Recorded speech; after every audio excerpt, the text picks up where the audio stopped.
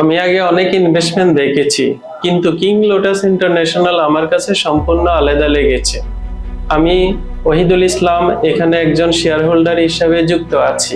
আমি মূলত এই কোম্পানিটা বেছে নিয়েছি কারণ এটা শুধু একটা প্রজেক্ট না, এটা একটা লং টার্ম ভিশন।